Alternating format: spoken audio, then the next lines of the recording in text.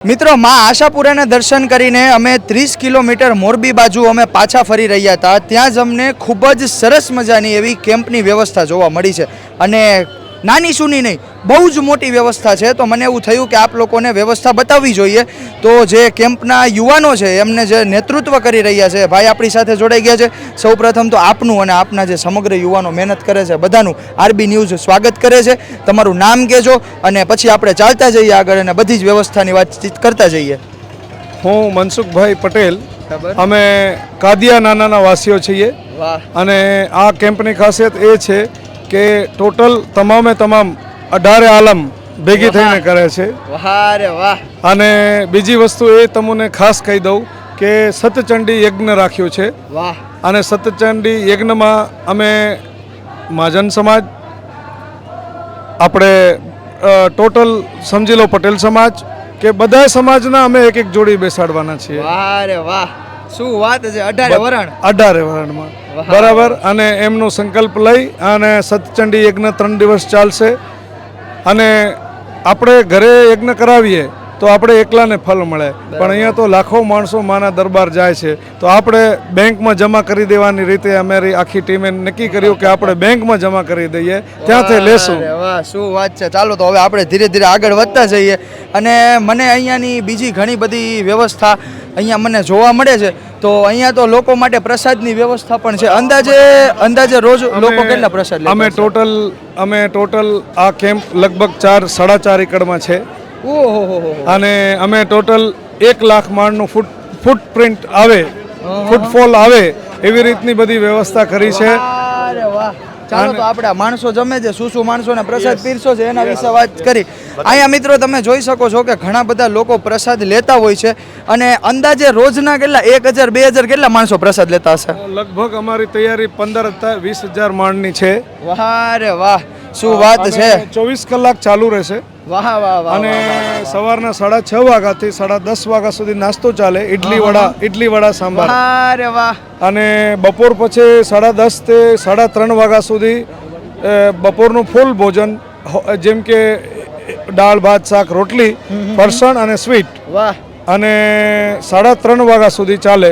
3:30 વાગ્યાથી અમે નાસ્તો કરાવીએ, જેવી રીતે જેમ કે દહીંવડા છે, પાઉંભાજી છે, એવી રીતનું 6:30-7 વાગ્યા સુધી।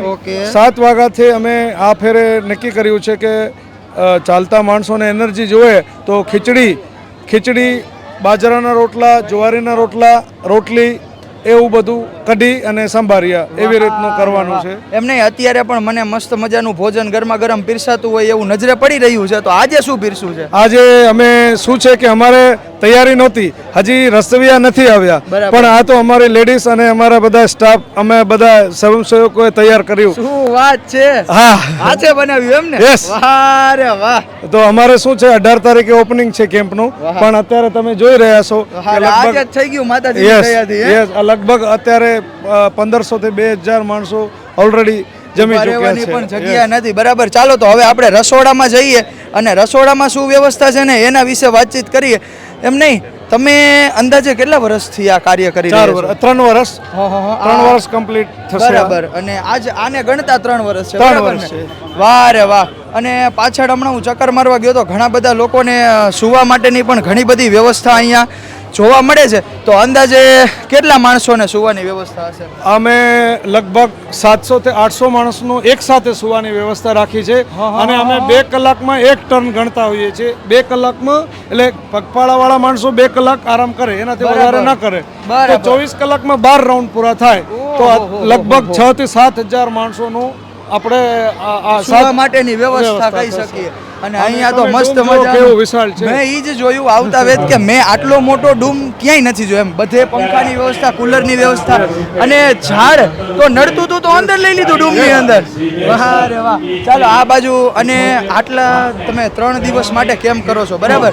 તો આ કેમ્પમાં અંદાજે કેટલી વસ્તુ વપરાશે. ધારો કે ઘી છે, ઘઉંનો લોટ છે, છાશ બનાવવા માટે દહીં છે, ચા બનાવવા માટે દૂધ છે, તો અંદાજે કેટલાનો ખર્ચો અને કેટલી હજી વસ્તુ? તો આ સેમ્પલ છે, આજ ખાલી આજ માટેનું રાશન જુઓ તમે કેટલું છે. હા, વાહ અને રે વાહ. લાઇબ્રેરીની રીતે બધું ટેબલની વ્યવસ્થા ઓછી જગ્યામાં વધારે સ્ટોરેજ કેમ થઈ શકે બરાબર. એવી રીતની બધી પ્લાનિંગ છે. વાહ રે વાહ. અને અમારા ટોટલ રસોઈયાની ટીમ ધવલભાઈ જે છે એમની ટીમ બધી હવે આવવાની છે ને મોટા સામાન બધા હવે આવવાના છે. ઓકે, એટલે હજી આ તો ટ્રેલર છે. ટ્રેલર છે. ઓહો, પિક્ચર તો હજી બાકી જ છે એમને. હા. અત્યારે મેં જોયું છે ગરમા ગરમ માણસો માટે ગુંદી બની રહી છે, શીરો પીરસાઈ રહ્યો છે. વાહ વાહ, બેકઅપ માટે તૈયાર રહ્યું છે. બરાબર. અને અહીંયા કાલ સવાર માટે મસ્ત મજાના મેંદુ વડા બની રહ્યા છે. તો અંદાજે કેટલો સામાન કહી શકાય ટોટલી આ બધો જ થઈને? એનામાં એવું છે સાહેબ કે અમારે રાશનવાળાઓ અને બધા ટીમ સાથે એવી રીતે ડિસ્કશન છે કે અમારે બધી વસ્તુ તાજી જોઈએ ને રોજ તાજી આવવાની છે. બરાબર. તો અમે લગભગ 10,000 માણનું બેકઅપ લીધું છે બરાબર. અને રોજ તાજું આવવાનું છે. વહારે એટલે આ તો આજ માટેનો જ સામાન છે. યસ. કાલનો વરી નોખો આવશે. નોખું આવશે. તો મિત્રો તમે વિચાર કરી શકો છો કે લોકોની કયા હદની સેવા અહીંયા થવાની છે. બરાબર. આ તમે જે આ થપ્પા માર્યા છે તમે જોવો છો ને, એ આજ માટેના જ છે. કાલ વરી નવો સામાન આવશે અને નવી વાનગી બનાવીને લોકોને જમાડવામાં આવશે. તો ભલે તમારી આખી ટીમ સાથે તો વાતચીત પોસિબલ નથી, પરંતુ જેટલા યુવાનો મથે છે માતાજી એમને જાજુ આપે. જતા લોકોને શું કહેવા માગશો? આપણે લોકોને એવી રીતે કહીએ કે આપણે માતાજી આપ સિર્ફ પદયાત્રા નથી, આપણો દેશ ઉત્સવનો દેશ છે. તો આપણે ઉત્સવમાં ભાગ લેશું તો આપણી ઇકોનોમી મેં આપેલું મને પાછું મળશે. વાહ વાહ વાહ, બરાબર. જેવું આપશો એવું મળશે. વાહ. કારણ કે જે અમે રાશન લીધું છે કે ટેન્ટવાળા ભાઈઓનું આપ્યું છે, તો એ મારી પાસે કાંક હું જે કરતો હોઈશ કામ એ મારા પાસે લેશે. બરાબર છે. આપણે આ ટેન્ટ આપણો કઈ જગ્યાએ છે એક્ઝેક્ટ એ કહી દો. મથલ ગૌશાળાની સામે છે, બિલકુલ મથલ ગૌશાળાની સામે છે. અને કાલે અમે એકચ્યુઅલી લોકાર્પણ કર્યા પછી સીધું ગાય માતાઓને અમે લગભગ 2500 કિલો અમે ખાણદાન તૈયાર કર્યું છે. પેલી ગૌ માતાને ખવડાવી અને પછી અમે અમારો કેમ્પનો શુભારંભ કરશું. અરે વાહ. એટલે મિત્રો આજે તો આ ભાઈનું કહેવું એમ છે કે આજે ચાલુ નહોતું કરવાનું, પણ માણસો વધવા માંડ્યું એટલે એમને તાત્કાલિક નક્કી કર્યું. બરાબર ને, કે આપણે તાત્કાલિક બનાવીએ. કેમ કે અમારા રસિયા ભાઈઓ ટોટલ નથી આવ્યા. હા, કેમ કે પાછા આવ્યા છે તો માણસોને ભૂખ્યા તો જવા દેવાના થતા જ નથી. બરાબર ને? વાહ.